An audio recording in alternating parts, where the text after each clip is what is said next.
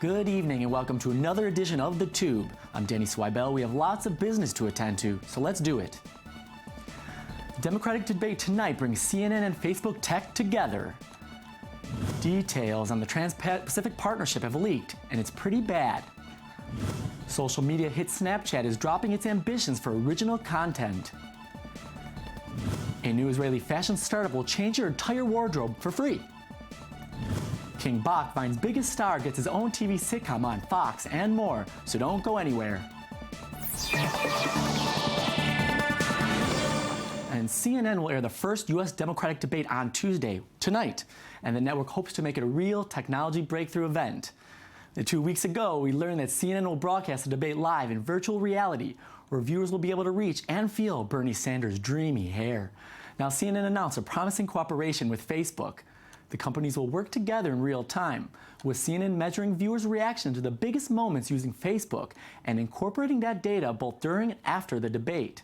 CNN will get access to Facebook viewers' metrics, and anchor Don Lemon will ask the candidates questions submitted through social networks. The entire event will stream live on Facebook, a first test of this magnitude for its live streaming capabilities. Now all that's left is for the candidates to actually say something juicy. And WikiLeaks has published a leaked draft of the intellectual property chapter in the Trans-Pacific Partnership Agreement, and it's grim reading. The Trans-Pacific Partnership, or TPP as it's known, is a controversial agreement between 12 countries that was signed last week. WikiLeaks revealed that the deal compels internet service providers to hand over the identities of copyright infringers to right holders. ZDNet has done a very thorough deep dive into the leaked documents and has found that service providers are about to become responsible for keeping track of which of their customers frequently infringe upon copyrighted material and for reporting them to content creators. The TTP has been in negotiations for the last couple of years now and was signed secretly behind closed doors. Here's an explanation of what the TPP really means, and it could be pretty creepy. Right now, big banking, software, pharmaceutical, and tobacco corporations are lobbying governments from 12 countries to negotiate the dirtiest deal you've never heard of.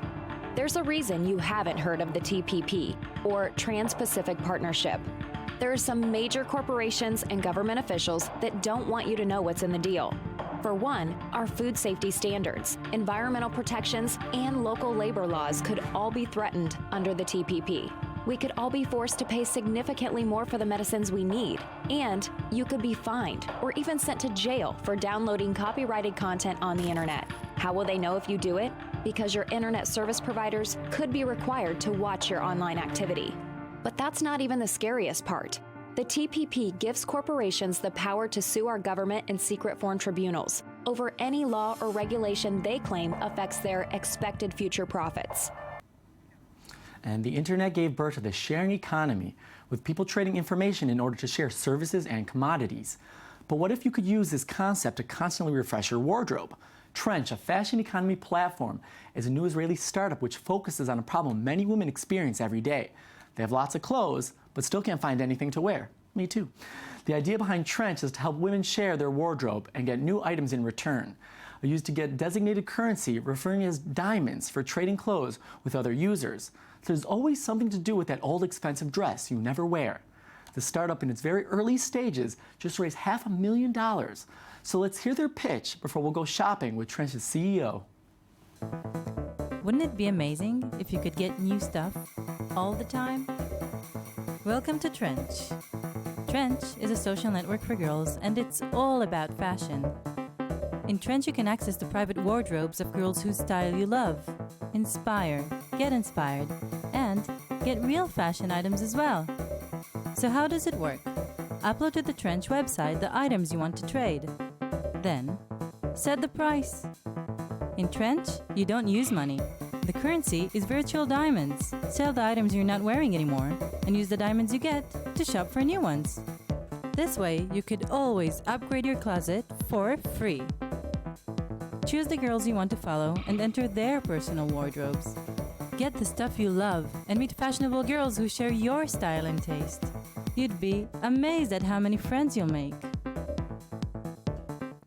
And I'm joined in the studio by the lovely Adi Shemesh, founder and CEO of Trench. Thank you so much for coming. Thanks for having me. So tell me a little bit about Trench. How does it work and how did you get it started?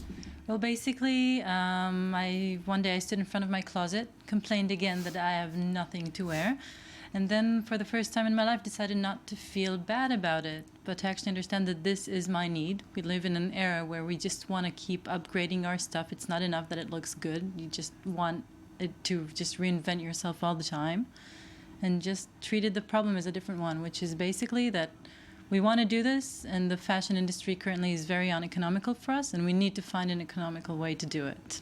Okay, so why did you decide not to just maybe sell your clothes? I mean, why share with other people and not use money to do the exchanges, but you use diamonds to do this?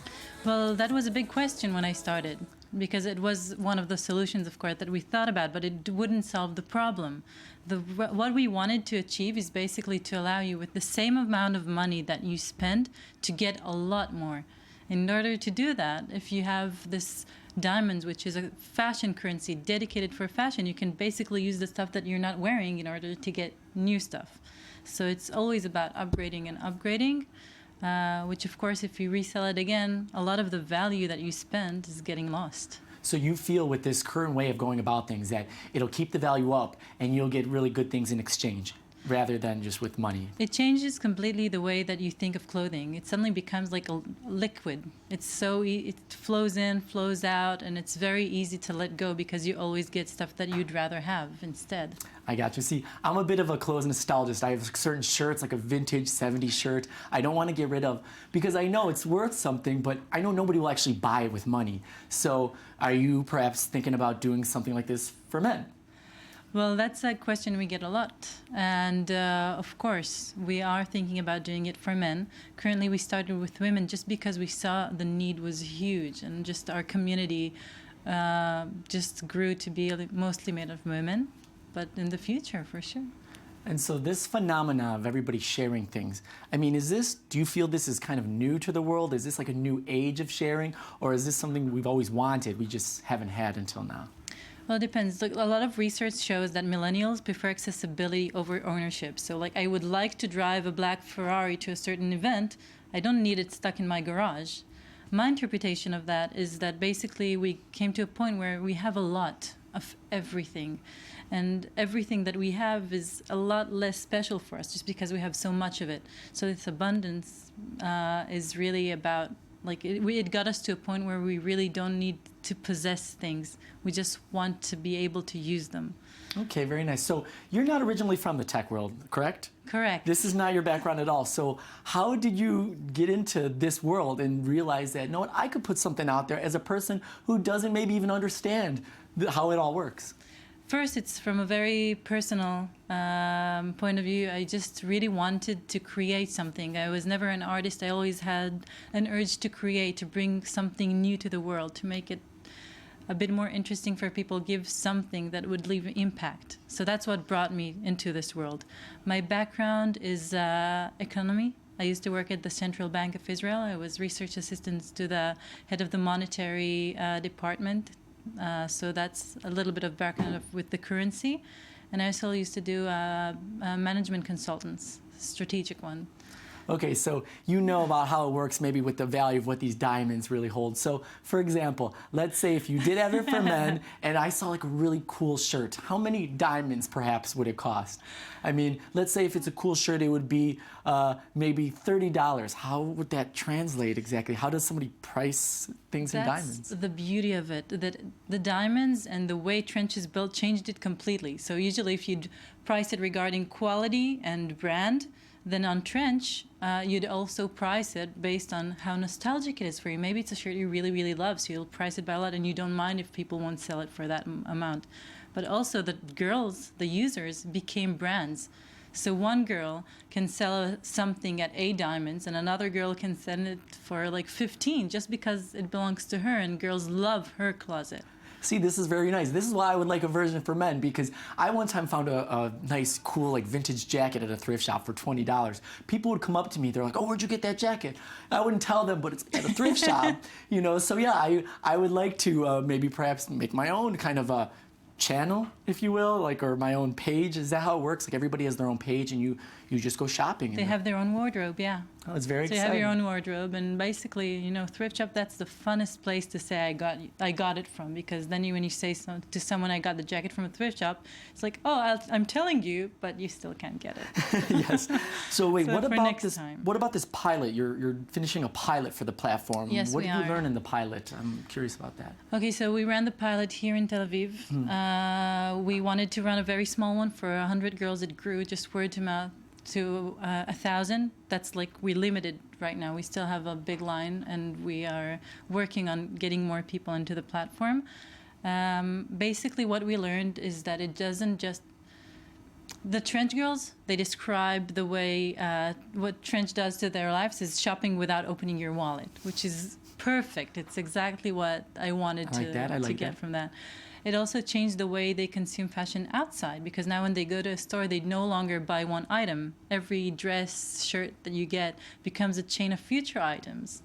They also said that they are now have the courage to try new bold looks, just because it's so easy to not mess up, because if you mess up, you just put it to somewhere else. And also the community, which is something I started saying earlier. The girls are becoming brands, but they're also becoming a community of users. So a lot of time girls would try something just because they belong to a girl they have a closet crush on. Very nice. They're becoming friends in the outside real world, which is just amazing. This is awesome. I really look forward to how this progresses, and I definitely hope that you get a men's version. Adisha, thank you so much for joining us. Thank CEO you. and founder of Trench. We're going to definitely tune in. Thank you very much. And Snapchat appears to have second thoughts about producing its own original content. The company told Deadline it has decided to shut down its Snapchat channel, part of the startup's plan to attract new users by offering original content.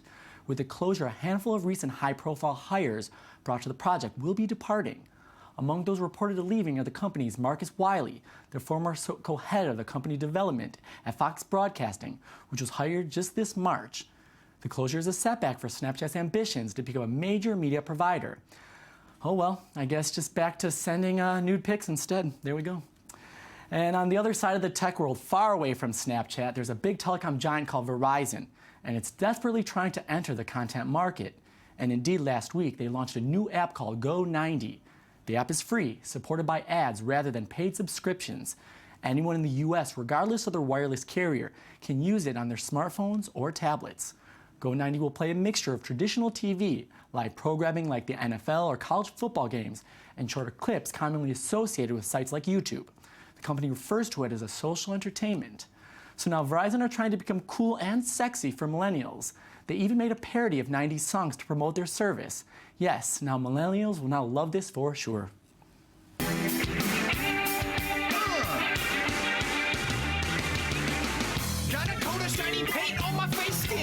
Gotta share a tiny bit of information. Go 90, funky innovation. Awesome mobile video application. Going 90 with it. Tell me why from portrait mode I rotate. Tell me why 90 degrees to landscape video. To watch it on my phone's display. I turn it that way. When I find vids of cats, I gotta clue my friends in. Man, I love these cats. I know we get your attention. And in other news about giant corporations looking to social media to convince millennials to watch them, Fox has signed a Vine superstar for a new sitcom. King Bach, who has 14 million followers on the 6-second videos social network, will star in a yet untitled comedy series produced by comedy duo Key and Peele, who I love. Andrew Bachelor, that's the King's real name, will portray an undercover cop who grew up on the streets and goes back to the old neighborhood to take down the bad guys who bullied him when he was a kid. The Fox series will test whether that rock-solid Vine credibility translates to network TV. Here's King Bach in action. Remember that name, folks. You did the only thing that you could. I hope you understand.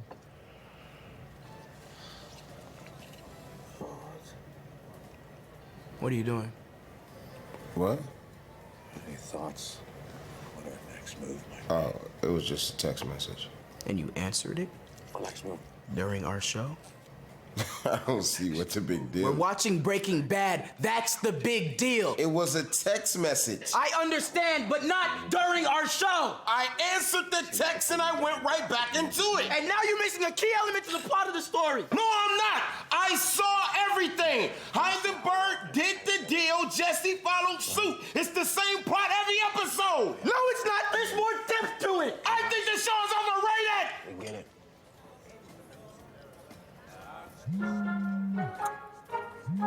We're all on the same page. That's my mom. Let it go to voicemail. What page is that? And thank you so much for joining us on another edition of The Tube. Be sure to check us out tomorrow. We'll be here. Be there.